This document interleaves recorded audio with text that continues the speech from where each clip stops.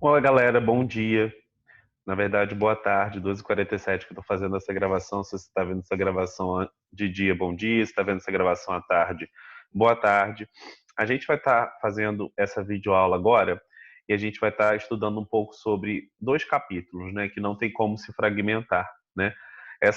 Já teve uma live dessa de modelos atômicos no meu canal. Agora eu vou estar utilizando a apostila Eleva associada aos meus slides, e a gente vai estar estudando a estrutura atômica, evolução dos modelos atômicos 1. Eu não tem como fragmentar, porque uma coisa concatena a outra, tá? Apesar de vocês já estarem fazendo exercícios sobre isso, de já ter tido acesso a uma live sobre isso, a gente vai estar fazendo essa videoaula. E também a gente vai estar estudando estrutura atômica 2. E a estrutura atômica 2, a gente tem a segunda parte da evolução dos modelos atômicos. Então, queria que você prestasse bastante atenção, pegasse a sua apostila Eleva, abrisse ela agora no capítulo 3 da Química 1, você, aluno da terceira série, por favor, na página 466, e a gente vai estar lendo esse trecho introdutório. Depois eu vou estar projetando os slides e a gente vai estar configurando a aula desta maneira, tá bom? Então aqui tem estrutura atômica, evolução dos modelos atômicos 1, né? Nós sabemos aí, vocês já devem ter estudado no nono ano, já devem ter estudado isso na primeira série do ensino médio, no nono ano do fundamental, e agora vocês estão revisando na terceira série do ensino médio os modelos atômicos, né? O átomo nem sempre foi o que ele é atualmente, né?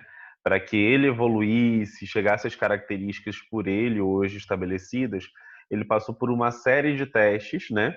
Por vários cientistas que foram testando a matéria e desvendando os mistérios dessa matéria através de alguns experimentos. É notório a gente observar que ninguém nunca viu o átomo. A gente tem um modelo, uma projeção, tá? Fantasia do que seria a realidade, tá? Porque o átomo é invisível. O que nós temos são, através dos resultados dos experimentos, eu consigo ter algumas características intrínsecas à estrutura atômica, intrínsecas ao modelo atômico, oriundas, né? Que são comuns ao modelo atômico. E a gente vai estar estudando isso nesses capítulos 3 e 4, tá bom? Então, existe um texto introdutório aqui que eu queria estar lendo com vocês, na página 466, que fala o seguinte: você sabia que já se pensava na existência do átomo há quase 2.500 anos? Você não leu errado. Em meados de 450 a.C., dois filósofos gregos, Demócrito e Leucipo, fizeram as primeiras considerações sobre a constituição da matéria. Para eles, toda a matéria seria formada por partículas que seriam a menor parte dela, ou seja, seriam indivisíveis. Foi a primeira vez que a palavra átomo foi utilizada relacionando-se à constituição da matéria. A vem do grego e significa não, e tomo do grego também significa sem partes ou indivisível.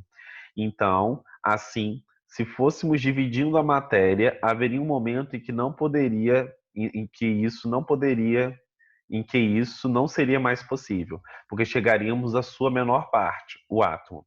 As ideias de Leucipo e Demócrito não foram bem aceitas por serem filosóficas e não empíricas, ou seja, todas as ideias dele eram baseadas apenas em ideias, né? Eu não tinha base científica, não tinha experimentos que comprovassem os argumentos dele. As ideias deles eram simplesmente baseadas em observações, por assim dizer. Apenas no século XIX, a ideia do átomo foi retomada por Dalton. A partir de então, muito se discutiu sobre a constituição da matéria, que será alvo de discussão neste módulo. Então, percebam aí, né, que a gente vai estar estudando um pouco sobre a matéria e a evolução dos modelos atômicos desde a época em que não havia experimentos, nem base científica que os comprovassem, que era a época dos filósofos gregos Demócrito e Leucipo, até a época de Thomson, né? Porque o capítulo 3 fala de Thomson, até Thomson, tá? E depois a gente vai abordar algumas coisas também do capítulo 4, que vai falar sobre os modelos de Rutherford, Bohr e o modelo da mecânica quântica, que é o modelo atômico atual, que vocês vão ter muito mais acesso a ele na graduação, mas que a gente apresenta algumas características dele no ensino médio, tá bom? Bom, Então vamos aos slides, né? E aí a gente agora vai estar projetando os slides e vocês vão estar vendo aí um pouco em slide essa matéria, tá bom? Depois eu retorno à apostila.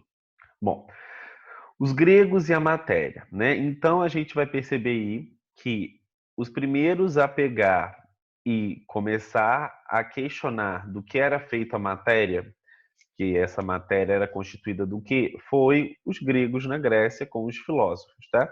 Então os filósofos gregos, eles pensavam o seguinte: os gregos foram os primeiros a tentar explicar as transformações químicas. Então, por que que um pedaço de madeira queima e esse pedaço de madeira, quando queima, ele deixa de ser madeira e passa a ser cinza e gás? Do que é feita a matéria e por que que há transformações nela? Os gregos começaram a se indagar isso. Por que que quando eu fundo cobre e estanho, eu tenho uma liga metálica chamada bronze? Por que que essa liga metálica bronze é mais resistente do que esses metais isolados? Né? E aí surgiram outras ligas metálicas, como aço, etc. Então eles começaram a querer explicar essas coisas. Então Aristóteles, em 4000 a.C., ele lançou o seguinte: a matéria, na verdade, ela é constituída por 4 elementos fundamentais: terra, fogo, água e ar. Ou seja, algo úmido, algo quente, algo seco e algo frio. Todos os materiais se diferenciavam um dos outros por ter uma composição de terra, fogo, água e ar diferente. Então, materiais como madeira, que não eram tão resistentes ao impacto mecânico, eles tinham uma outra composição de terra, fogo, água e ar, do que materiais, por exemplo, como ferro, que tinham mais resistência ao impacto mecânico. E aí Aristóteles, que era um filósofo, justificou as diferentes características dos materiais desta maneira. Bom, mais para frente, Demócrito e Leucipo, eles lançaram mão de outra ideia. A matéria é descontínua e formada por minúsculas partículas chamadas átomos, né? Foi o que a gente leu no texto introdutório aí do capítulo 3. O átomo seria a menor partícula que forma a matéria. Então aqui eu tenho Demócrito e Leucipo, os dois filósofos, introduzindo essa ideia do átomo, e aqui eu tenho Aristóteles com a ideia dos 4 elementos. Essa ideia de Aristóteles, ela está bem equivocada, né? Hoje nós sabemos que a água é uma substância já formada por 2 elementos, hidrogênio e oxigênio. Então, realmente, essa ideia ela não é muito à luz do que nós temos hoje como modelo atômico, né? O que nós temos hoje como características do átomo. A água já é formada por 2 elementos, então ela não poderia ser formadora de matéria. Bom, se a gente pudesse pegar a matéria, então, continuando na linha de Aristóteles, e pudesse fragmentar essa pedra aí que apareceu em porções cada vez menores, nós chegaríamos na menor porção que forma a matéria, que é o átomo. Então, aqui eu tenho essa fragmentação, a gente percebe que chega um momento que não divide mais. E se não divide mais, eu tenho o átomos, que vem do grego indivisível, como nós lemos. A cultura grega cultivava o ócio. Logo, essas ideias eram baseadas apenas em observações. Não eram feitos experimentos que comprovassem suas teorias. Então, o simples fato de observar a natureza, surgiam ideias que tentassem justificar essas observações. Era um período ainda onde a ciência era muito rudimentar e, por conta disso, não havia avanço tecnológico para se começar a fazer isso. Com o tempo, isso foi mudando. E aí surgiu o primeiro modelo atômico, que é o modelo de Dalton, né? Primeiro, a gente vai entender o que é um modelo científico. O modelo científico é a realização simplificada de um sistema de maior complexidade para facilitar o estudo envolvendo átomos, tá? Foram criados os modelos atômicos. Então, uma idealização simplificada de um sistema de maior complexidade para facilitar o estudo dos modelos, para facilitar o estudo do átomo.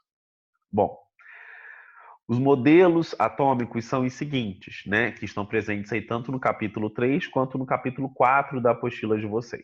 Eu tenho o Dalton, que é esse primeiro modelo atômico que surge em 1803, que seria essa esfera aí, sem carga, indivisível. Nós vamos estar estudando umas características dele para frente. A gente tem o modelo de Thomson, que surge em 1903, 100 anos depois. Nós temos o modelo de Rutherford, em 1911, o modelo de Bohr, e um modelo foi surgindo em consequência do outro, porque havia um modelo que acabava se tornando obsoleto, ultrapassado para explicar algumas coisas, ao passo que tinha um outro modelo que se tornava mais viável para explicar aqueles experimentos, para explicar o porquê que algumas coisas aconteciam. E aí era-se necessário sempre estar renovando o modelo atômico para que esse modelo tivesse uma gama maior de explicações de fenômenos. Depois vem o modelo de Sommerfeld, e por último nós vemos o modelo de Schrödinger, tá? Esse modelo de Sommerfeld aqui não é 1911 não, tá? É um pouquinho depois. Ele está errado aqui no slide, 1921, por aí. Bom, primeiro o modelo atômico de Dalton, o modelo da bola de bilhar. O modelo atômico de Dalton foi proposto com o objetivo de explicar cientificamente as leis ponderais das reações químicas. Lei essas que eu vou estar falando mais para frente, que é a lei de Lavoisier, a lei de Proust, tá? Então, vou estar falando dessas leis, mas o que essas leis falavam? Haviam transformações químicas, essas leis estavam sempre relacionadas, principalmente essas duas, Lavoisier e Proust, à massa presente nas substâncias de uma reação química. A lei de Lavoisier fala que a soma das massas dos reagentes é igual à soma das massas dos produtos. E por que isso é uma verdade? O modelo de Dalton veio para tentar explicar por que as leis ponderais das reações químicas eram verdade, por que elas eram incontestáveis, né? A lei de Proust fala das leis das proporções constantes. Então, essas duas leis surgiram para explicar as reações químicas matematicamente em massa e volume, tá? E elas agora servem de base para lançar um primeiro modelo, que é o de Dalton, bola de bilhar. Bom, para Dalton, o átomo era uma esfera indivisível, indestrutível, compacta e sem carga elétrica. Daí, modelo de Dalton ou modelo bola de bilhar. Para ele, o átomo era essa esferazinha aqui, como se fosse uma bola de sinuca mesmo, indivisível, indestrutível, compacto e sem essa carga elétrica, né? Ou seja, uma esfera neutra, tá? Os postulados que fazem o modelo de Dalton ser hoje adotado, ou melhor, naquela época ter sido adotado como modelo atômico vigente, são: toda a matéria era formada por pequenas partículas denominadas átomos. Até aí nenhuma novidade, porque Demócrito e Leucipo já haviam falado isso quando eles estavam naquele período, né, de lançamento de ideias sem base empírica.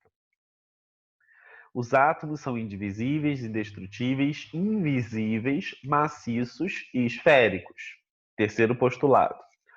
Os átomos de um mesmo elemento são idênticos em todas as suas propriedades, principalmente em tamanho e massa. E os átomos de elementos diferentes possuem propriedades diferentes. Hoje nós sabemos que isso não é uma realidade, né? Esse postulado está incorreto, porque existe o que nós chamamos de isótopos, átomos do mesmo elemento, mas que possuem diferentes números de massa, tá? Vocês me desculpem a voz, eu estou com a garganta um pouquinho inflamada, mas estou aqui fazendo esse vídeo que é importante para vocês, tá? Então, se eu tenho átomos de hidrogênio naquela época, esses átomos de hidrogênio são iguais entre si e são diferentes dos átomos de oxigênio e de bromo, tanto em tamanho quanto em massa. Atualmente isso não é mais verdade. Claro, átomos de elementos diferentes possuem, né, características diferentes. Contudo, existe, por exemplo, os isótopos do hidrogênio, que é o hidrogênio de massa 1, hidrogênio de massa 2, hidrogênio de massa 3, que correspondem respectivamente aos nomes prótio, deutério e trítio. Existe também os isótopos do carbono, carbono 12, carbono 13 e carbono 14, que é radioativo. O carbono 14 radioativo é inclusive utilizado na datação de fósseis, tá? Então, isso já não é mais verdade. Os átomos de um mesmo elemento e de elementos diferentes se unem para formar os compostos. Isso ainda é bem verdade. Antigamente não havia símbolos representando os átomos, como nós temos para o hidrogênio H, o oxigênio O, o bromo duas letras, né, que é o BR, a primeira maiúscula, a segunda minúscula. Havia um jogo de esferas, e essas esferas tinham desenhos característicos dentro delas. e através desses desenhos eu poderia identificar cada átomo. Então, o oxigênio é uma esfera sem nada desenhada dentro, o carbono já é uma esfera totalmente enegrecida, o hidrogênio tinha esse pontinho, o nitrogênio tinha um traço, o sódio 2, e assim foram construindo, né? E aí a gente tem aqui que os átomos de um mesmo elemento e de elementos diferentes se unem para formar os compostos. Então aqui eu tinha a projeção na época da molécula de água, apenas um hidrogênio e um oxigênio para formar a molécula de água seria HO. Hoje nós sabemos que são 2 hidrogênios para um oxigênio. Aqui nós temos a molécula de amônia, que seria NH3, 3 hidrogênios para um nitrogênio. Aqui nós temos a proporção de um nitrogênio para um hidrogênio. E aqui nós temos o ácido carbônico. O ácido carbônico seria um carbono e 2 oxigênios, né? Então, tá errado também. Isso daí é o gás carbônico, CO2, e não o ácido carbônico. O ácido teria que ter incorporação ainda de 2 hidrogênios nessa fórmula, porque a fórmula dele é H2CO3. Mas na época havia uma leve noção do que se era essas substâncias. Como a gente está lembrando, isso era uma época muito rudimentar, era no passado. Não tinha o avanço de ciência de hoje. Então, esses aí são os compostos, que o quarto postulado fala.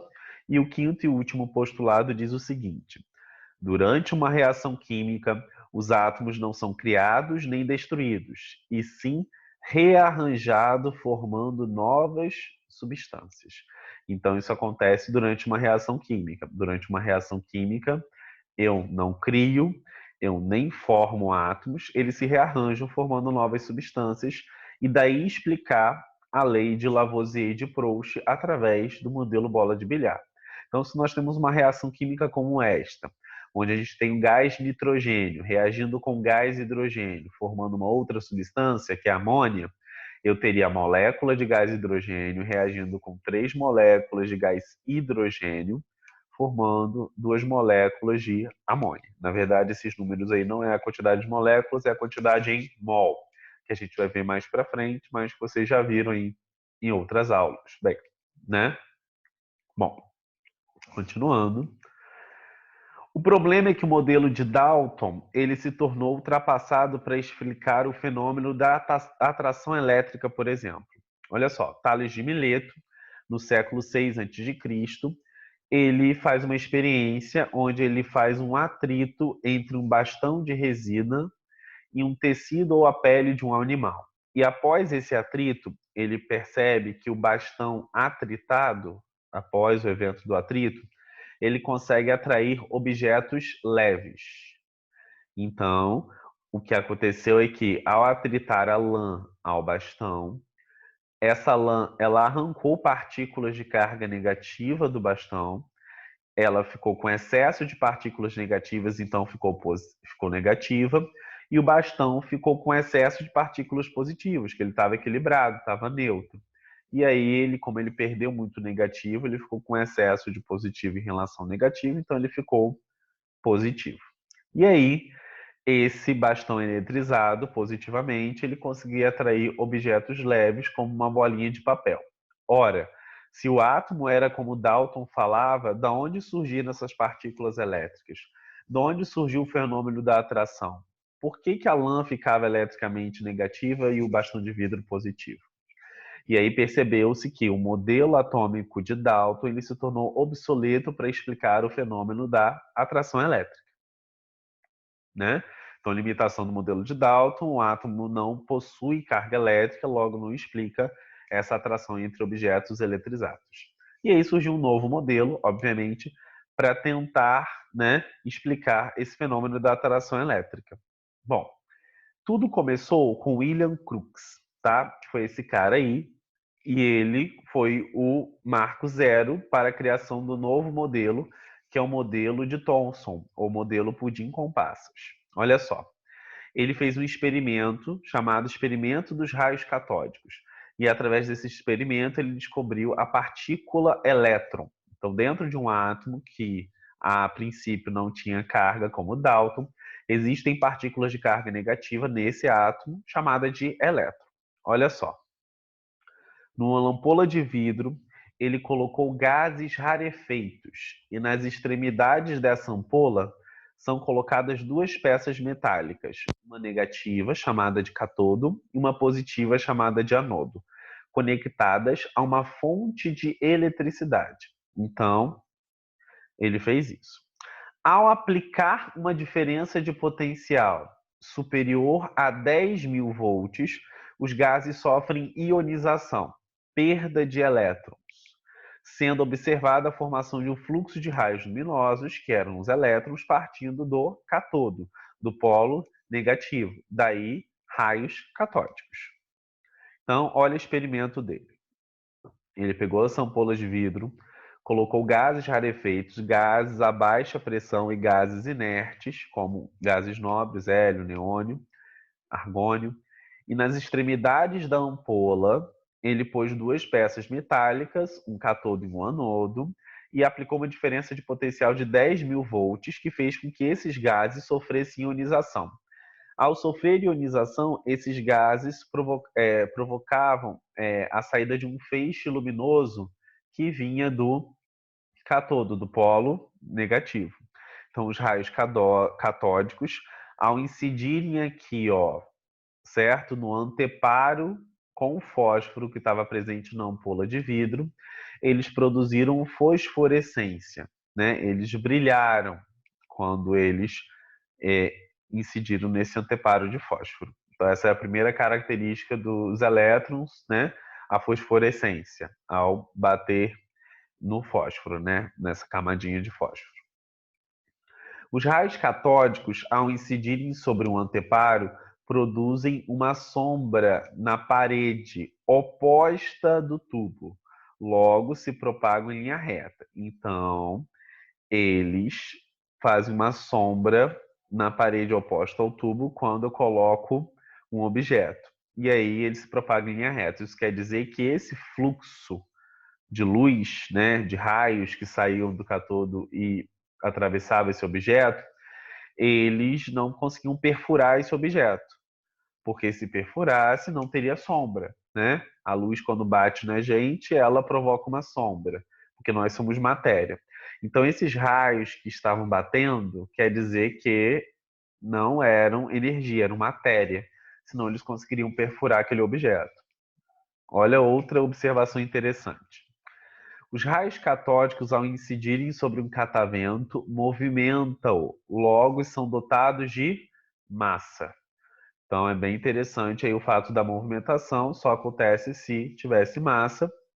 E a última observação que ele fez foi a seguinte: os raios catódicos são desviados são desviados por um campo de carga elétrica positiva, permitindo concluir que são dotados de carga elétrica negativa. Se os raios catódicos são desviados por um campo positivo, eles têm carga negativa, porque existe essa lei da física dos opostos se atrair.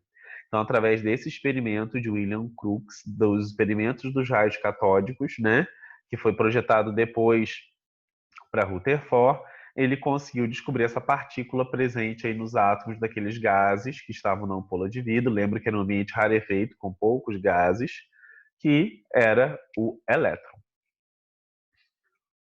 Bom, aqui eu tenho um funcionamento muito interessante de como funciona, tá? Uma TV antiga, uma TV CRT, de tubo de raios catódicos, né? Esse CRT vem disso. Então, aqui eu tenho o cátodo, nessa região aqui. Aqui eu tenho o anodo. Aqui eu tenho um revestimento condutivo, que permite, né, a passagem de corrente elétrica da tomada, aquele sistema todo. Aqui no D eu tenho uma tela revestida de fósforo. Aqui eu tenho feixes de luz no E e a máscara de sombra, que seria o F. Olha como funciona mais ou menos uma TV. O cátodo A está em um tubo de vidro com vácuo, possui uma resistência que é aquecida depois da passagem da corrente elétrica. Então, não sei se vocês têm acesso a alguma TV antiga ou se vocês se lembram. As TVs antigas tinham um tubo, né? Não eram fininhas como as de hoje, e esse tubo tinha aí uma resistência que era aquecida devido à passagem de corrente elétrica, tá? Essa resistência, quando aquecida, devido à passagem de corrente elétrica, tá? Ela provoca um feixe de elétrons saindo do cátodo dessa resistência. Então, ao ser aquecida, parte um feixe de elétrons dessa resistência em direção ao C, que é o anodo. Ao atravessar o nodo, esse feixe de elétrons viaja pelo vácuo até atingir a tela revestida de fósforos, D. Tá? Quando esse feixe de elétrons viaja pelo vácuo e atinge essa tela revestida de fósforo D, esses fósforos, tá? Que ao receber esses elétrons são fosforescentes, lembra lá do ampola de Crookes, tá? Eles são organizados como pontos e linhas que emitem luz vermelha, verde e azul, certo?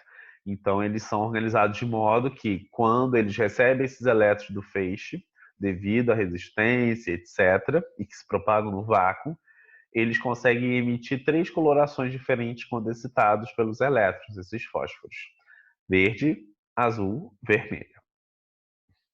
O revestimento condutivo B serve para absorver os elétrons que se acumulam na extremidade do tubo, direcionando-os para a tela revestida de fósforo. Então, os elétrons que se dispersam ou que são propagados aqui e que não vão para a tela, eles podem ir para outras direções. O revestimento B é como se fosse, não, vem para cá, um caminho alternativo para ir exatamente na tela revestida de fósforo, já que é um bombardeio de elétrons, né? Aqui eu tenho as máscaras de fósforo, tá? A máscara de sombra, que é esse B aqui, né? O fósforo, as máscaras de sombra, aqui os fósforos, as máscaras de sombra e o vidro. E era assim que se projetava a imagem e todas as cores eram resultado dessas 3 cores aí primárias, por assim dizer: vermelho, verde, azul. As cores são direcionadas para a máscara de sombra F, que seria, né, essa parte aqui, que foi projetada para cá, que consiste numa fila tela metálica perfurada com furinhos bem pequenos e alinhados com os pontos de fósforo na tela. E aí eu tenho a imagem sendo reproduzida através desse aquecimento, dessa viagem do elétron, da excitação dos átomos de fósforo e da fosforescência deles, por assim dizer, após nessas 3 colorações diferentes. Bom, teve um outro experimento que foi o de Thomson, que foi muito inspirado, né, no experimento do Crookes, que é o cara que propôs o modelo atômico de Thomson. O que ele fez, tá? Ele também fez uma ampola de vidro com cátodo e anodo, com umas fendas, e aí eu submetia esses raios catódicos, né, que também saem raios daqui, também gases rarefeitos, a duas ações de 2 campos. Eu tinha a ação de um campo elétrico, que é essa bobina do campo magnético, e eu tinha a função de um campo magnético, desculpem, que são essas bobinas, eu tinha a ação de um campo elétrico, que são essas placas aqui carregadas positivamente e negativamente. A ação nesses 2 campos, tá? Tanto o campo carregado positivamente quanto o campo carregado negativamente, que é o campo elétrico, e o outro campo magnético, fazia com que houvesse um desvio da trajetória desses elétrons, tá? Então tinha uma trajetória sem desvio, sem o campo magnético elétrico estar ativado, e após a ativação do campo elétrico e magnético tinha uma trajetória com desvio, tá? Então, o efeito do campo elétrico e do campo magnético que agem sobre o elétron produz, tá? Um desvio que é proporcional à carga do elétron e inversamente proporcional à sua massa. Visto que esse tipo de medida dá apenas uma resposta, encontramos na experiência de Thomson somente o valor da razão carga-massa.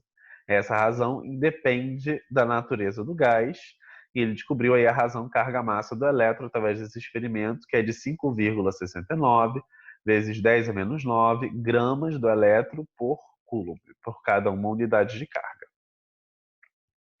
Mais para frente, teve um cara chamado aí Millikan, que ele também fez outro experimento. Olha só quantos experimentos foram feitos até propor o segundo modelo. Então ele pegou gotículas de óleo, foram vaporizadas e carregadas eletricamente por uma radiação ionizante. Mesma radiação ionizante que fazia aquele feixe de elétrons ionizar os gases. Também era vinda de uma resistência, essa radiação ionizante, esse símbolo aqui é da física, de resistência. E quando havia aí, né, essa resistência acontecendo, emitia uma radiação ionizante. Essa radiação ionizante batia nas gotinhas, certo? E faziam com que essas gotinhas ficassem carregadas eletricamente, certo? Essa carregada eletricamente era um carregamento onde ele ficava com uma carga positiva, já que a radiação ionizante retirava, né, os elétrons. E aí eu tinha uma placa de metal carregada positiva, outra negativa, e essas bolinhas chegavam um momento que elas não caíam mais. Elas ficavam estáticas, e esse resultado desse experimento foi muito importante, porque através dele ele conseguiu descobrir a carga que tem em um elétron, que é 1,60 vezes 10 a menos 19 coulomb, né? Então, isso é muito importante também, foi um grande avanço. Essas experiências não costumam cair muito, mas é bom você saber de onde surgiu o modelo de Thomson, né? Da onde que aconteceu ele. Mas nos vestibulares não é comum a explicação da experiência, tá bom? É bom você saber para saber de onde veio. E aí, nós temos o modelo de Thomson, o modelo pudim-compasses. O modelo de Thomson, o modelo pudim-compasses, seria um átomo como uma esfera fluida, não maciça, de carga positiva, com elétrons aderidos à sua superfície, garantindo o equilíbrio elétrico, deixando qualquer região eletricamente neutra. Isso seria o modelo de Thomson, modelo pudim-compasses, onde o pudim seria o fluido positivo e as passas seriam os elétrons, as partículas de carga negativa aderidas à superfície. Esse modelo ele conseguia explicar a eletrização por atrito, ele conseguiria explicar as descargas elétricas em gases, ele consegue explicar a formação dos íons, que nós vamos ver no capítulo 4, que são átomos carregados positivamente ou negativamente pela perda ou ganho de elétrons, e ele também consegue explicar uma corrente elétrica. Nós sabemos que uma corrente elétrica é um fluxo ordenado de elétrons de um ponto para outro, de um ponto A a um ponto B. Certo? Bom, o experimento de Goldstein já é um outro experimento, tá? Que já são os raios anódicos. E aí eu tenho a descoberta do próton. Então, ao invés de ter raios partindo do catodo, eu tenho raios partindo do anodo. Então, numa ampola de descarga em gases rarefeitos, é colocado um catodo perfurado, né? Então, aqui eu tenho um catodo perfurado. Olha só. No catodo perfurado, partem os elétrons ou os raios catódicos, que nós já sabemos, certo? Que nós já estudamos tanto no experimento de Crookes quanto também no experimento de Thomson, certo? Que se chocam com as moléculas do gás, que está representada nessa animação por azul claro contido no interior do tubo. Com o choque, as moléculas do gás perdem um ou mais elétrons, originando íons positivos, em azul escuro, que, repelidos pelo anodo, são atraídos pelo catodo e atravessam os furos e colidem com as paredes do tubo de vidro, enquanto os elétrons são atraídos pelo anodo. Então, a gente tem aqui, numa ampola de vidro, descargas em gases rarefeitos, é colocado um catodo perfurado, que não fazia isso. No catodo perfurado partem os elétrons. Olha só os elétrons aqui, que se chocam com as moléculas dos gases azuis. Olha só. Com o choque, as moléculas de gás perdem um ou mais elétrons, originando íons positivos, em azul claro. Olha só. O choque, as moléculas perdem um ou mais elétrons, os íons positivos, que são esses azul claro, são atraídos pelo catodo atravessando os furos. Só que como esses gases estavam próximos do anodo, por isso que eles acabaram chamando isso de raios anódicos, que eles partiam do anodo em direção ao catodo. já que esses gases estavam ionizados, estavam carregados positivamente, porque eles haviam perdido elétrons, eles se sentem atraídos pelo polo negativo, que é o cátodo. As características dos raios catódicos também produzem luminescência ao se chocarem nos corpos, apresentam maior massa que os raios anódicos, porque eu tenho próton, né? São propagados em linha reta, sofrem atração de campos elétricos positivos, logo, eles não vão sofrer atração de campos elétricos positivos, né? Essa é uma característica dos raios catódicos. Os raios anódicos sofrem repulsão de campos elétricos positivos, certo? Então, aqui sofrem repulsão. Deixa eu alterar isso aqui, que é importante a gente alterar.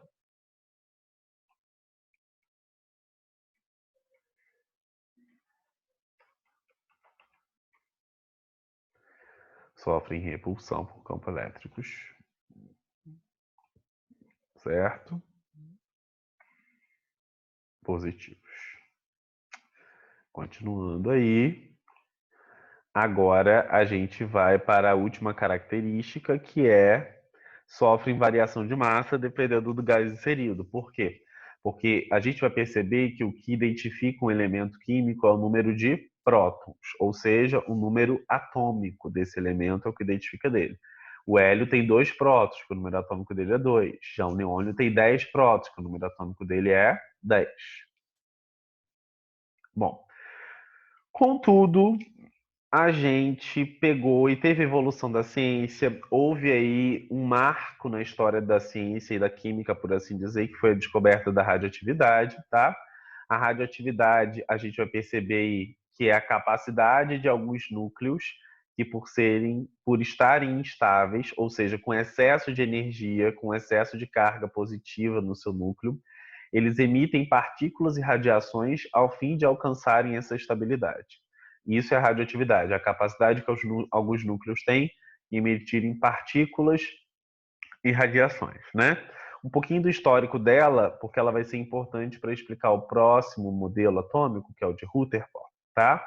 É o Becquerel, em 1986, com a descoberta da radioatividade do elemento urânio, foi exposto ao sol, uma chapa fotográfica revelou, e essa chapa fotográfica tinha raio-x.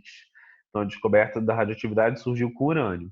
Sim, urânio, o mesmo material que é utilizado como matéria-prima nas usinas de Angra dos Reis, tá? Então, quando esse elemento químico urânio foi exposto ao sol, associado a ele uma chapa fotográfica, houve uma revelação de alguns raios chamados de raios-x, que são raios de interações entre os elétrons na eletrosfera, que a gente vai ver mais para frente. O casal Curie, mais para frente, 2 anos depois, em 1998, descobriu o elemento polônio, que era 400 vezes mais radioativo que o urânio, e o rádio, que era 800 vezes mais radioativo que o urânio. Então a gente percebe aí que o casal Curie foi impressionante na descoberta da radioatividade, né? Ela ganhou o prêmio Nobel, etc. E Rutherford, baseando na descoberta de radioatividade, aproveitando que esse assunto estava quente na época, ele usou, né, um experimento para determinar as características da radiação emitida por núcleos instáveis, né? Então aqui eu tenho um esquema onde eu tenho um bloco de chumbo, uma substância radioativa que emite radiação. Aqui eu tenho uma fenda e aqui eu tenho uma placa eletrizada positivamente e negativamente. E aqui eu tenho a decomposição da radiação, a fragmentação dela de acordo aí com a atração elétrica pela placa positiva ou negativa, né? Aqui nós temos os raios beta. Os raios beta são raios de carga negativa e pequena massa. Eu sei que a carga dele é negativa porque ele é atraído por uma placa positiva, tá? Aqui eu tenho os raios gama, que não tem carga, né, nem positiva nem negativa, porque eles não sofrem a ação desse efeito do campo elétrico positivo e negativo dessas placas. E aqui eu tenho o raio alfa, que é atraído por uma placa negativa. Então ele vai ter carga positiva, certo? Então aqui carga nula e sem massa, e o raio alfa carga positiva. Por que que eu sei que o raio beta ele tem pequena massa, enquanto que o raio alfa tem grande massa?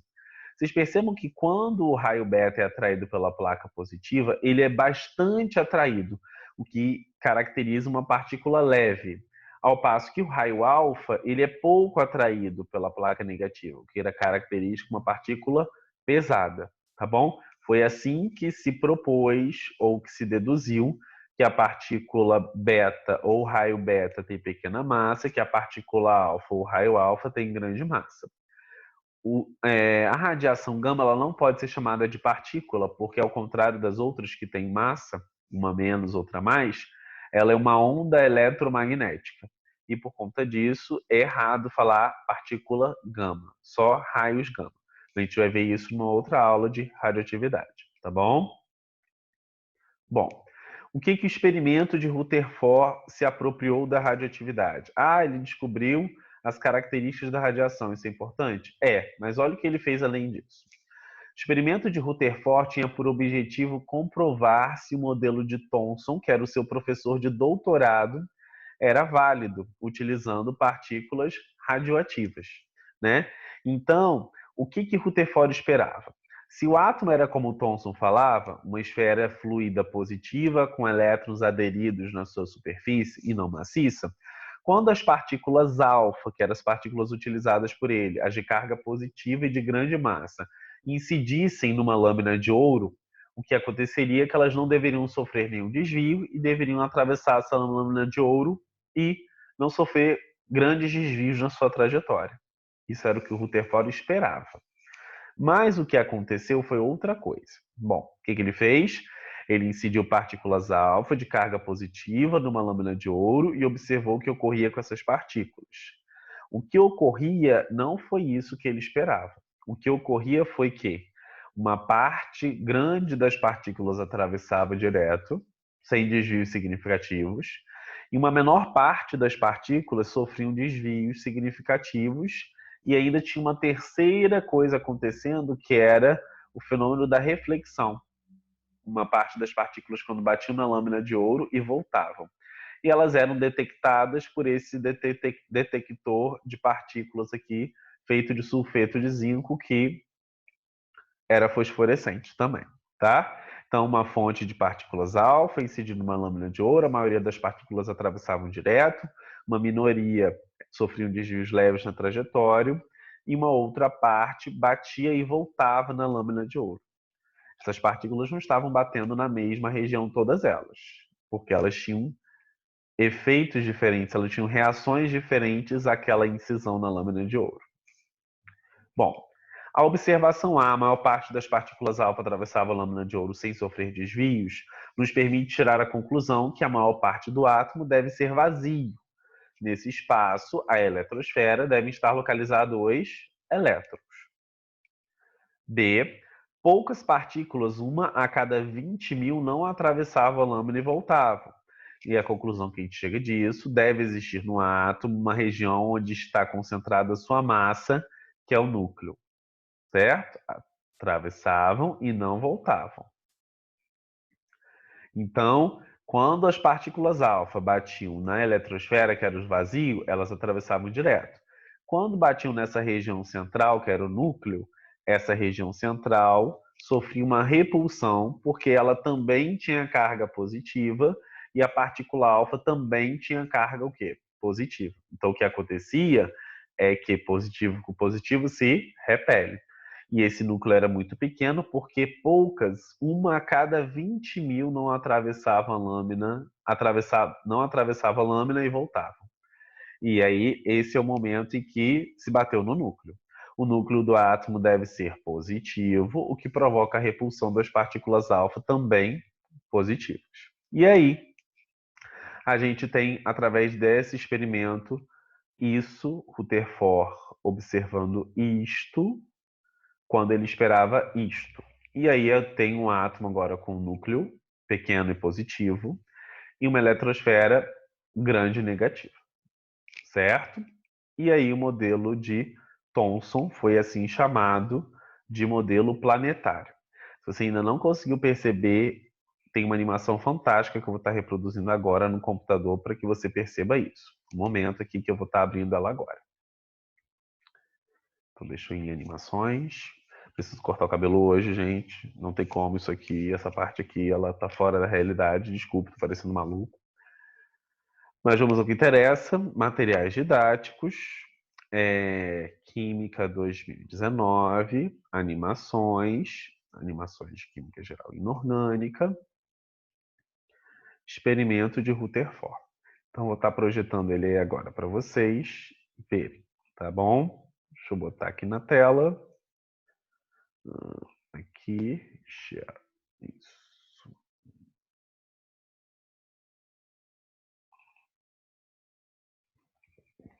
Sim, abri com o Internet Explorer.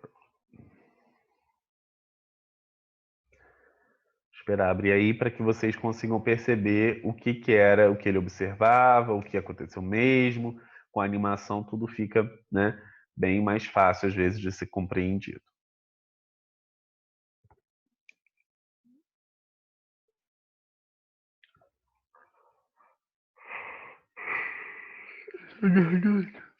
Essa garganta está bem inflamada.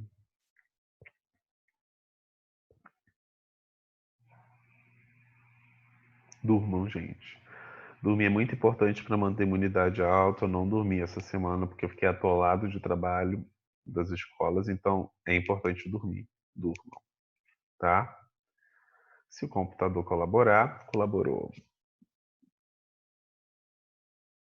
Colaborou na velocidade dele, né? Bom, então vocês vão ver esse áudio aí. Não sei se vocês estão conseguindo ouvir o áudio, mas se não conseguir, melhor ainda. Isso era o modelo de Thomson, elétrons aderidos na superfície, uniforme positiva, né? Uma carga uniforme positiva na esfera. O que Rutherford esperava era que quando bombardeava com a partícula alfa, a maior parte delas, ou seja, uma grande parte, atravessaria direto e teria desvios leves, né? Poucas teriam esses desvios leves. Esses desvios leves eram até programados. O que ele observou é que uma grande parte passava direto, mas uma pequena, uma a cada 20 mil, como nós lemos, ela batia e voltava, ou sofria um leve desvio na sua trajetória. E aí, o que ele observou, na verdade, o que ele conseguiu explicar com isso tudo, é que eu tinha um núcleo muito pequeno, uma nuvem eletrônica, que é esse electron cloud muito grande, e aí quando a partícula alfa batia no núcleo, ela batia e voltava. Quando a partícula alfa batia na eletrosfera, ela passava direto. Quando a partícula alfa era próxima ao núcleo, ela sofria um desvio da sua trajetória. Então, olha só. A partícula alfa batia próxima do núcleo, batia, desvio na trajetória. Se passava próxima do núcleo, tem uma que vai passar próxima, ó. Tá vendo como sofre um desvio? Então, umas vão direto porque passaram bem distante do núcleo. As que passaram próximo do núcleo sofriam um leve desvio na trajetória. As que batiam no núcleo eram totalmente refletidas, ou voltavam ou eram desviadas para um ângulo aí de 90 graus no mínimo. Ok? Então, só para a gente entender bem esse processo, agora eu vou voltar para os slides, né? E a gente agora vai ver aí as características do modelo de Rutherford, né? Então, o modelo de Thomson foi abolido, porque o cara deu mole, não conseguiu explicar algumas coisas. E agora a gente vai estudar o modelo de Rutherford, tá? O modelo de Rutherford ele é chamado de modelo planetário porque o núcleo seria o Sol e os elétrons orbitando ao redor do núcleo seriam como os planetas giravam ao redor do Sol. Daí modelo planetário, tá? Núcleo pequeno e denso com partículas de carga positivas, chamadas de prótons, concentrando a maior parte da massa do átomo, como a gente está vendo aí. A esfera é grande, pouco densa e com partículas de carga negativa, os elétrons. Para você ter uma ideia em relação a como o núcleo era pequeno em relação ao átomo total, o raio do átomo era de 10.000 a 100.000 vezes maior do que o raio do núcleo. Então, uma proporção em angstrom, que é 10 a menos 12, se eu não me engano, nanômetro é 10 a menos 9, angstrom é 10 a menos 12. São 10 angstroms, tá? O raio do átomo. e o raio do núcleo é de 1 a 5 angstroms. Então você percebe como é pequeno aí, certo? O raio do átomo, sim? O raio do átomo é o raio da eletrosfera praticamente, já que o núcleo é ínfimo. Bom, o problema é que esse modelo também tinha suas limitações. E aí haviam duas limitações importantíssimas desse modelo. Primeira, existe uma lei física onde os elétrons em movimento circular perdem energia em uma trajetória circular uniforme em relação a estar rodeando o núcleo, tá? E ao perder energia, eles iriam colidir com o núcleo. Então, isso aconteceria pela física. Só que isso não acontecia de jeito nenhum. E Rutherford não conseguia explicar isso. A segunda limitação é que se o núcleo era formado exclusivamente por partículas de carga positiva, por que ele não desmoronava? Por que ele não rompia? Por que essas partículas de carga positiva elas não se repeliam e o núcleo explodia? Por que isso não acontecia? Certo? E aí, para explicar a segunda limitação, que era o núcleo, mesmo sendo pequeno e tendo muita carga positiva, porque alguns átomos tinham mais, outros tinham mesmo, e conseguir ser estável, para explicar a estabilidade do núcleo, veio um cara chamado Chadwick. O Chadwick ele descobriu um nêutron quando ele bombardeou um núcleo de berílio com uma partícula alfa e saiu uma partícula que não era atraída nem por placa positiva nem por placa negativa. Essa partícula vermelha que saiu aqui era o nêutron. Então, no acelerador de partículas foi lançada uma partícula alfa, que eram 2 prótons e 2 nêutrons, no núcleo do berílio, e essa colisão formou o carbono 13, que é instável, liberou um nêutron, se decompôs a carbono 12, que é estável, e esse nêutron passou pela placa positiva e negativa sem sofrer atração nenhuma. O nêutron liberado, ao atravessar um campo elétrico, não sofreu desvio, permitindo concluir que o nêutron é uma partícula que não possui carga elétrica, mas que possui massa praticamente igual ao próton, tá? Já que a proposta é ele estar no núcleo. Então, o núcleo de um átomo agora não tinha apenas carga positiva, ele tinha partículas de carga positiva, que eram os prótons, a carga total do núcleo continuava positiva, mas entre um próton e outro, para diminuir a repulsão e garantir a estabilidade do núcleo, eu tinha os nêutrons. Os nêutrons vão ser essas partículas de carga nula que vão diminuir a repulsão entre um próton e outro nessa região pequeníssima que é o núcleo, tá? E aí determinou-se todas as características de massa e carga das partículas elementares que formam o átomo: próton, elétron, nêutron. Então, prótons e nêutrons têm massa 1, né? A carga do nêutron é 0, a carga do próton é mais 1. E os elétrons têm massa 1836 vezes menor do que a massa de um próton ou de um nêutron. Então, a gente acaba considerando que a massa do elétron é uma massa desprezível, muito próxima de zero, com uma carga menos 1. Tá? E aí acabou-se a ideia aí do átomo não ter indivisão, por não ser indivisível. O átomo é divisível, tem núcleo e eletrosfera, o átomo é composto por outras partículas, chamadas partículas subatômicas, prótons e nêutrons no núcleo, elétrons na eletrosfera. Bom, o que forma esses prótons e esses nêutrons? Existem aí partículas ainda menores chamadas de quarks, tá? Os quarks são partículas que interagem fortemente entre si, formando outras partículas mais complexas, os hadrons, que são prótons e nêutrons, tá? Então, prótons e nêutrons são hadrons, que são formados por quarks. E como é que é essa formação? Os quarks eles têm dois chips, um up e um down. O up tem carga mais 2/3, o down tem cargas menos 2/3.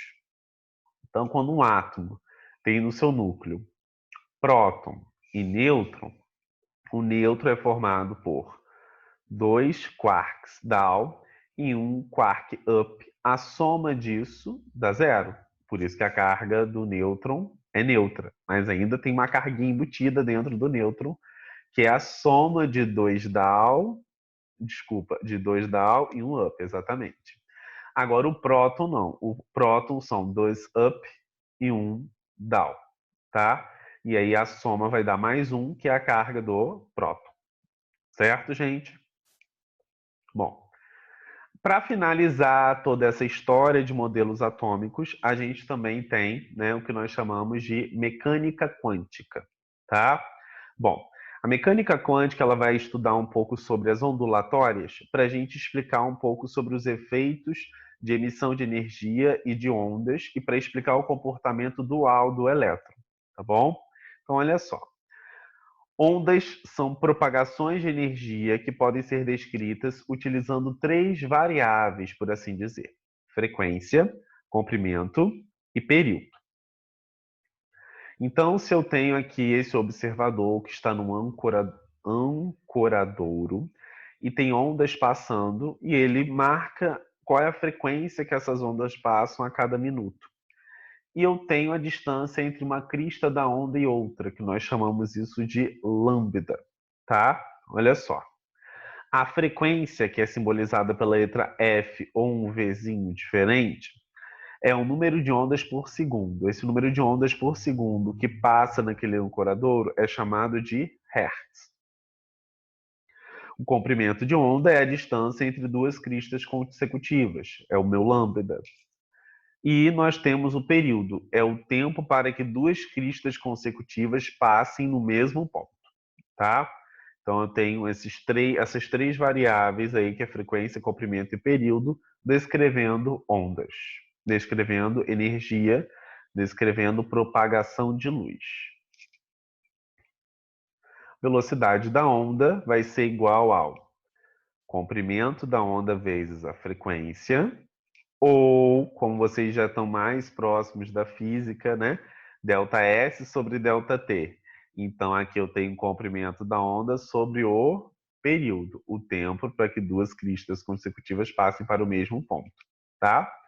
Porque a frequência é o inverso do período, e acaba que eu tenho essas duas fórmulas, sendo que essa é mais assimilável por vocês, que é o comprimento da onda sobre o período, porque vocês associam muito a velocidade média da física, ΔS sobre ΔT. Em 1900, Max Planck propõe que a energia não é emitida de forma contínua, e sim em pacotes denominados quantum. E isso tem muito a ver com o meu elétron de Bohr, que é o próximo modelo atômico. Lembrando que isso tudo a gente está estudando para explicar aquela primeira limitação, que o elétron ele tenderia a perder energia, certo? E colidir com o núcleo, porque o problema do núcleo já foi solucionado por Chadwick, né? Então, as energias serão emitidas na forma de pacote, tá? E não de forma contínua. Esses pacotes eram chamados de quantum, e a energia seria a constante de Planck vezes a frequência da onda, né? Que é essa letrinha aqui que eu falei, que é esse Vzinho, na verdade é esse daqui. Continuando. Bom, a luz é uma onda eletromagnética formada pela oscilação simultânea de um campo elétrico e um campo magnético perpendiculares entre si. Então, quando a luz se propaga, está tendo a propagação de dois campos elétricos, de dois campos, um elétrico e um magnético. O magnético aqui, ó, a gente tem a propagação dele na vertical e o campo elétrico na horizontal. Um feixe de luz branca, luz solar ou a luz de uma lâmpada incandescente comum, que estão a cada vez mais difíceis a gente encontrar, aquela antiga com filamento de tungstênio, se decompõe em várias cores que formam o chamado espectro luminoso ao atravessar sobre um prisma. Olha só, quando uma luz incandescente atravessa sobre um prisma, ela se fragmenta em vários e um anteparo consegue revelar essas cores. A gente consegue perceber essa fragmentação da luz. Então, na verdade, a luz branca é uma mistura de várias luzes juntas, né? A verde, a laranja, a amarela, a verde, a azul, a violeta, tá? A diferença entre uma cor e outra reside nos comprimentos de onda e nas frequências que variam para cada cor. Olha só que interessante. Se eu tenho uma luz vermelha sendo propagada, o comprimento de onda dela já é de 700 nanômetros. Se essa luz é uma luz amarela, o comprimento de onda já é de 580 nanômetros. Se ela é uma luz verde, o comprimento de onda já é de 530 nanômetros, até a gente chegar ao violeta, certo? O espectro eletromagnético são as diferentes radiações com seus diferentes comprimentos de onda que se existe. Isso é o espectro eletromagnético. Eu tenho desde os raios gamas, que tem baixos comprimentos de onda, perceba que a onda é curtinha, né? A parábola, né? Até os raios, as ondas de rádio, que tem altos comprimentos de onda, como radar, TV, FM e AM, certo? A AM é que tem maior comprimento de onda, olha só. Bom, disso tudo, os raios gama, raio X, ultravioleta, infravermelho e as ondas de rádio têm um espectro visível para o ser humano, que é esse espectro que vai aqui de 350 nanômetros aproximadamente, né? Até 700, 750 nanômetros. Isso é o espectro visível, tá bom? Isso é física, eu sei mais ou menos, então me perdoe se eu estiver falando algum valor errado. Mas o conceito é o que importa para o modelo de Bohr. Bom, se eu tenho uma comprimento de onda, uma radiação que emite um comprimento de onda baixo, quer dizer que vai ter uma frequência mais alta, essa radiação vai ter mais energia. Porque esse comprimento de onda baixo, eu consigo, nesse período aqui, repetir ela várias vezes. Agora, se tem uma radiação com comprimento de onda maior, quer dizer que ela vai ter menos energia e a repetição dela é menor também. Então, a energia está muito associada à repetição daquela radiação que varia em função do comprimento de onda. O modelo de Bohr, agora, foi proposto com o objetivo de explicar a estabilidade dos elétrons na eletrosfera, assim como o de Dalton. Bohr também propôs aí 5 postulados para a gente entender como é que é a estabilidade dos elétrons, e ele começa da seguinte maneira. Os elétrons giram em órbitas circulares ao redor do núcleo, chamados de camadas eletrônicas, ou níveis de energia, com determinados pacotes de energia quantizados.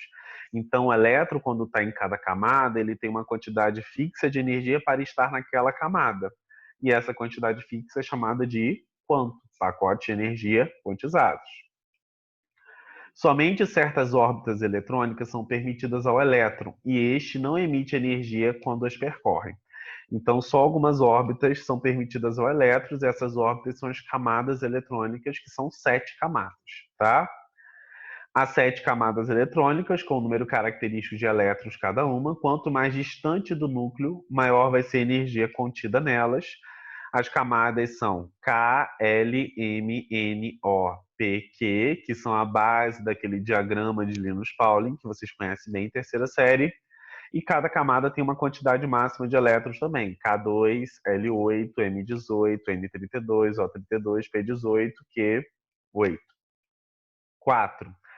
A soma da energia de um elétron, quanto mais distante esse elétron estiver no núcleo, maior a energia, lembra? Como que eu calculo a energia desse elétron? A soma da energia de um elétron é a soma da energia cinética, associada ao movimento, com energia potencial, associada à posição. Então, eu tenho a energia associada ao movimento, quanto maior a órbita, maior o movimento, e eu tenho energia potencial, que é a energia associada à atração desse elétron pelo núcleo e à repulsão desse elétron por outros elétrons, de camadas mais internas e camadas mais externas. E o quinto postulado, quando o elétron ganha energia por meio de luz ou calor, ele fica num estado excitado e passa para uma camada mais distante do núcleo. E ao retornar à sua camada de origem, emite essa energia na forma de fótons, luz. Essa luz pode ser, esses fótons podem ser radiações que têm comprimento de onda, que são identificáveis pela gente, certo? E outros não são identificáveis. Então, tem uns que estão na parte do visível, outros que não estão na parte do visível. E aqui eu tenho o fenômeno da excitação eletrônica acontecendo aí, e vocês estão percebendo ele. Aqui eu tenho os espectros de emissão. Olha que interessante. Quando submetemos elementos diferentes à ação de uma chama, notamos que cada um emite uma coloração diferente. Então, por exemplo, o potássio. As transições eletrônicas que ocorrem no potássio, os elétrons saindo de uma camada, ficando com mais energia e depois retornando à sua camada de origem e emitindo aquela luz. No caso do potássio, a luz emitida tem uma coloração roxa.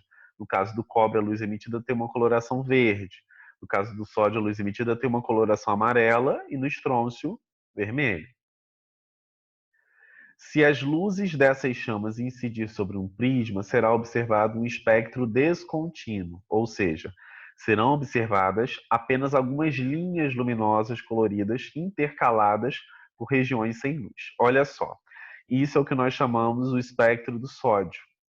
Se isso aqui emitir sobre um prisma, nós vamos ter essas linhas intercaladas, que seriam as linhas de emissão espectrais do elemento sódio, certo? Esse é o espectro do cálcio. O cálcio ele já tem aqui bastante luz sendo emitida na parte vermelha, então ele poderia ter uma coloração parecida com a do estrôncio, com uma influência desse azul e desse roxo ainda aqui, que são outras linhas espectrais dele. Aqui a gente tem um esqueminha que vocês não precisam decorar essas coisas, nem essas colorações. A do sódio está bem batida, já que é o neném, é bom saber. Mas o que nós temos que saber, gente? Que as transições eletrônicas apresentam colorações diferentes porque são transições de diferentes camadas para diferentes camadas. Quando há uma transição da quinta para a segunda camada, por exemplo, a radiação emitida é roxa. Então, essa transição acontece no potássio. Quando há uma transição da quarta para a segunda, essa radiação já é azul. Azul esverdeado, poderia ser cobre. Quando é da terceira para a segunda, já é vermelha. E assim sucessivamente. E às vezes a coloração que a gente vê numa emissão é, na verdade, a fusão de uma dessas cores, dessas transições eletrônicas, que se ressaltam mais em um e em outros menos. Então, às vezes, o potássio é roxo por ser roxo, porque o elétron que faz a transição mais intensa e que emite mais coloração é o elétron que está saindo da quinta para a quarta camada. Certo?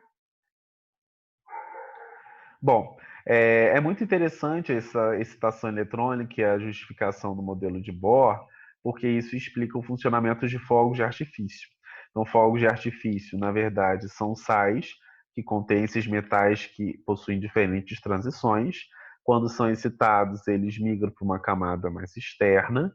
Quando retornam à camada de origem, os sais desses metais eles emitem luz e esses elétrons, ao retornar à sua camada de origem emitindo luz, eles conseguem ter emissões diferentes de luz, como a gente pode perceber aí. Então, toda vez agora que você estiver no Réveillon e ver um fogo de artifício roxo, é um sal de potássio que está fazendo excitação eletrônica. Ou verde é um sal de cobre. Ou vermelho é um sal de estrôncio.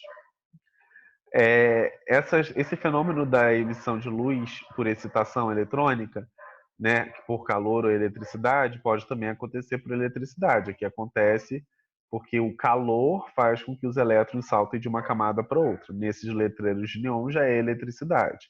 Então tem o neônio puro, que emite uma coloração vermelha quando submetido a uma corrente elétrica. O neônio mais mercúrio já é uma coloração azul. E o neônio mais gás carbônico já é uma luz violeta. Aliás, tô doido para uma balada, mas não pode por causa da quarentena. É a vida. Bom, aqui eu tenho uma animação também bem interessante falando sobre excitação eletrônica, né? Para a gente entender melhor a excitação eletrônica, eu vou estar mostrando ela para vocês agora também. Essa animação de excitação eletrônica. Então nós temos aqui um elétron, um próton, um elétron aqui na primeira camada. Quando eu forneço energia para esse elétron, eu não projetei, eu vou ter que projetar essa tela. Desculpa, eu ainda não projetei, deixa eu projetar aqui. Agora vocês vão ver, tá? Então, olha só, eu vou abrir aqui a excitação eletrônica e vocês vão ver agora. Quando esse elétron absorve energia, ele vai sair dessa camada 1, por exemplo, e dependendo da quantidade de energia, ele vai para a camada 3, a uma excitação. Quando ele retorna à sua camada de origem, A2 ou A1, ele emite um fóton, esse fóton foi vermelho, porque houve a transição da 3 para 2. Se eu absorver mais energia, esse elétron vai ser promovido para uma outra camada. E aí, quando ele retornar à sua camada de origem, ele também vai emitir um fóton, que dependendo para a camada que ele retornar, vai ter outra coloração. Então, essa coloração agora foi azul, porque foi o retorno da quinta para a segunda. E ele vai voltar para a primeira, né? Isso aí são só ilustrações para vocês perceberem que as excitações diferentes de uma camada para outra promovem excitações diferentes e, por consequência, a emissão de fótons com colorações diferentes. Certo, gente? Bom, vamos continuar aqui no nosso slide, certo? Aqui. E a gente tem os diferentes tipos de emissão de luz, que rapidinho eu vou estar falando sobre isso com vocês. A incandescência é a luz produzida pelo aquecimento, seriam aqueles filamentos das lâmpadas incandescentes antigas, tá? A gente tem a triboluminescência, que é a luz produzida pelo atrito. Então a gente tem aí a triboluminescência acontecendo, tá? A gente tem a fluorescência, que é a emissão de luz emitida e de baixa duração após o material ter absorvido uma certa quantidade de energia. Tá? Essa é a triboluminescência, a luz produzida por atrito, está ali embaixo. A fosforescência agora é a emissão de luz emitida de baixa duração após o material ter absorvido uma certa quantidade de energia. Tá? A fluorescência das lâmpadas fluorescentes. A fosforescência é a emissão de luz imediata e de longa duração após o material ter absorvido uma certa quantidade de energia. Qual a diferença de uma para outra, então, Pedro, que eu não estou entendendo? Vamos entender agora. A fosforescência é a luz imediata e de longa duração após o material ter absorvido uma certa quantidade de energia. Acontece aí nos interruptores. A fluorescência é a emissão de luz imediata e de longa duração após o material ter absorvido uma certa quantidade de energia. Uma é de longa duração e outra é de baixa duração.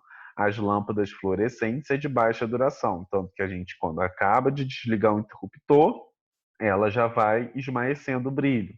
Agora não, quando a gente está se referindo ao interruptor mesmo, se for um interruptor fosforescente, ele fica lá, brilhando no escuro, e é até bom porque ele nos ajuda a identificar onde tem, né, a luz. Só que não fica brilhando também para a vida toda. É de longa duração, mas não é para a vida toda. E a gente tem a quimioluminescência, que é quando um dos produtos é emissor de luz. Isso a gente pode falar muito, né, em relação aí ao luminol, que é uma substância que emite luz quando reage com o sangue, a gente percebe nisso aí, e a bioluminescência, que é o processo de emissão de luz por organismos vivos, que seriam aí o caso dos vagalumes, né? Como está a minha barra de tarefas piscando, assim os vagalumes também piscam por uma emissão de luz. Tá certo, galera? Bom, com isso, a gente fecha toda essa parte de evolução dos modelos atômicos, tá? Então, toda essa parte de capítulo 3 e capítulo 4, vocês já estão fechados agora, da Química 1. Eu vou estar postando novas aulas, eu estou fabricando ela aos poucos porque é bem intenso, tá, gente? É muito intenso mesmo, vocês não têm noção como que é trabalhoso a gente fazer isso, né? Mas temos que fazer, não podemos correr da raia. Então tá aí, ó, o capítulo 1, o capítulo 3, desculpe, e o capítulo 4, tá bom? E aí a gente tem essa evolução dos modelos atômicos 2, ó, todos os modelos, tudo aqui. Quem quiser, leia esses contextualizando, é maneiro, tá? Descoberta do nêutron, experiência de Chadwick, tudo bonitinho, tá bom? Agora eu vou usar um pouco da apostila, que eu vou estar falando aqui o finalzinho do capítulo 4, tá? Que é sobre características do átomo, caracterizando o átomo. Então, o número atômico, tá? É como se fosse o RG do átomo. É como se fosse a identidade do átomo. Através do número atômico, eu consigo descobrir de que elemento químico é aquele átomo, tá bom? E o número atômico nada mais é, como a própria apostila fala aqui, que o número de prótons, o número de partículas positivas presentes no núcleo, tá? A massa de um átomo vai ser a soma do número de prótons mais o número de nêutrons. Por quê? Porque os elétrons nós vimos que são partículas de massa desprezível. Se eles são partículas de massa desprezível, eles não vão fazer diferença na hora da soma da massa de um átomo. Comparado à massa de um átomo, né? A gente sabe que a massa de um próton e de um nêutron é 1840 vezes maior do que a massa de um elétron. Então a gente acaba tendo aí a massa do elétron como uma massa desprezível. A representação de um átomo, geralmente, ela segue isso daqui, ó. O número atômico embaixo, certo? E o número de massa em cima, à direita ou à esquerda. Então, o número atômico como índice embaixo e o número de massa em cima, à esquerda ou à direita, tá? Os íons são os átomos dotados de carga elétrica e essa carga elétrica é resultante da perda ou do ganho de elétrons por um átomo. Quando eu tenho um íon chamado de cátion, é um íon caracterizado pela perda de elétrons. Então, no início, o número de prótons era igual ao número de elétrons em átomos neutros. Em íons, o número de prótons vai ser maior ou menor que o número de elétrons, depende do íon. Se for um cátion, que é um íon positivo, caracterizado pela perda de elétrons, então o número de prótons é maior que o número de elétrons. E por essa razão, se eu tenho sódio com 11 prótons e 11 elétrons, quando ele está N+, eu tenho 11 prótons e 10 elétrons, né? Um ânion já é um íon formado por uma carga negativa, pelo ganho de elétrons. Lembrando que eu ganhei e fiquei negativo, professor? Sim, você ganhou e ficou negativo porque você é o quê? Neutro no início. Se você está ganhando carga negativa, você vai ficar negativo, certo? E aí eu tenho, por exemplo, o flúor carregado, F-, então no início eu tenho 9 prótons e 9 elétrons, ele neutro, carregado ele fica com 9 prótons e 10 elétrons, certo?